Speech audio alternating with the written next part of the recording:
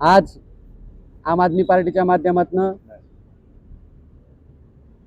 हे जे काही सरकारनं जनतेच्या माथी स्मार्ट मीटर नावाचं एक मोठं षडयंत्र चालवलेलं आहे, त्या स्मार्ट वीज मीटरच्या बाबतीत आज आम आदमी पार्टीच्या माध्यमातून संबंध महाराष्ट्रामध्ये पत्रकार परिषदा होत आहे।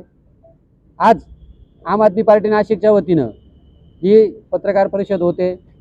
या पत्रकार परिषदेमध्ये जिल्ह्याचे नेते उत्तमराव निर्भोने, आम आदमी पार्टीचे शहराध्यक्ष अमोलजी लांडगे, नाशिक शहराचे माजी अध्यक्ष बंडूनाना डांगे, त्याचबरोबर आमचे संघटन मंत्री जगमेर सिंग खालसा, आमचे सचिव डॉक्टर गणेश मोटवानी, जिल्ह्याचे उपजिल्हाध्यक्ष सुरेश देवकर, इतरही कार्यकर्ते आज ह्या पत्रकार परिषदेसाठी हजर आहेत। आपण बघतो दिल्लीमध्ये 200 युनिट आणि पंजाबमध्ये 300 युनिट वीज बिल माफ धोरण सरकारनं यशस्वी राबवून दिल्लीमधल्या आणि पंजाबमधल्या जनतेला एक दिलासा दिलेला आहे।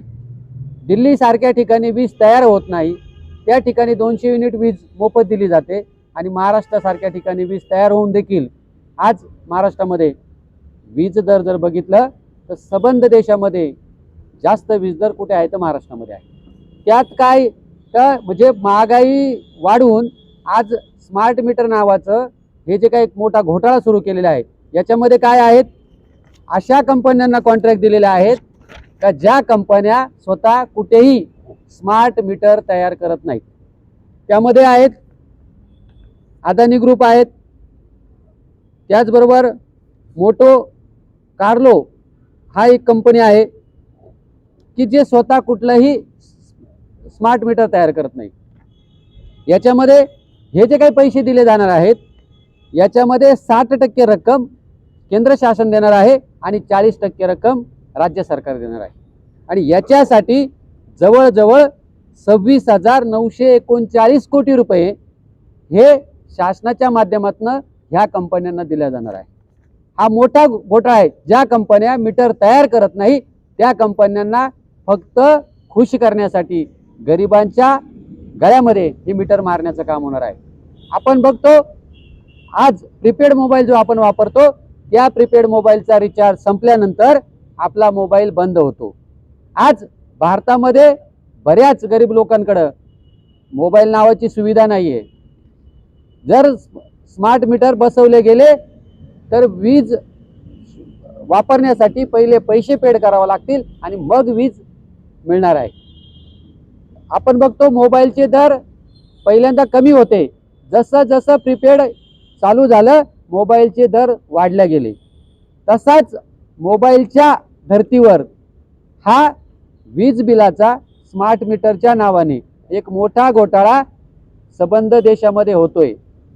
गरिबाला लुटण्याकरता वेगवेगळ्या माध्यमातून वेगवेगळ्या योजना आणून वेगवेगळे कारस्थानं करून हे मोदी सरकार, भाजपा सरकार गरिबाचं कंबरडं मोडायचं काम करते।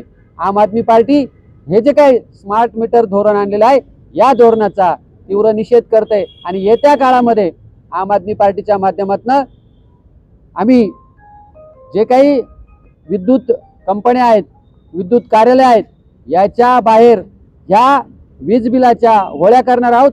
तसंच हे जे काही स्मार्ट मीटर आहेत या स्मार्ट मीटरच्या फोटोच्या देखील आम्ही प्रतिकात्मक होळ्या करणार आहोत आणि वेळ प्रसंगी जसं गरिबाच्या घरच्या लाईट बिल जर भरलं नाही तर लाईट कट केल्या जात्या आणि ते लाईट कट केल्यानंतर गरिबाला जो त्रास सहन करावा लागतो तसा त्रास आम्ही या MSEBच्या अधिकाऱ्यांना देखील देणार आहोत। आम्ही MSEBच्या अधिकाऱ्यांच्या वेळ प्रसंगी कार्यालयाच्या लाईटी बंद करून त्यांना सुद्धा एक गरिबाला जो त्रास होतोय तो त्रास काय आहे तो दाखवून देणार आहोत।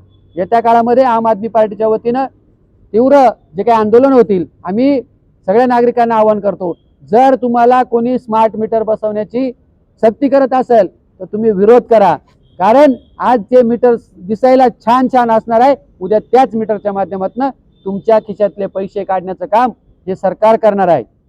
आज या पत्रकार परिषदेत सर्व जे काही आम आदमी पार्टीचे कार्यकर्ते उपस्थित राहिले मी त्या सगळ्यांचं आभार मानतो आणि यानंतर आमचे पक्षाचे माजी शहराध्यक्ष ॲडव्होकेट बंडू नाना डांगे पत्रकार परिषदेमध्ये संबोधित करतील.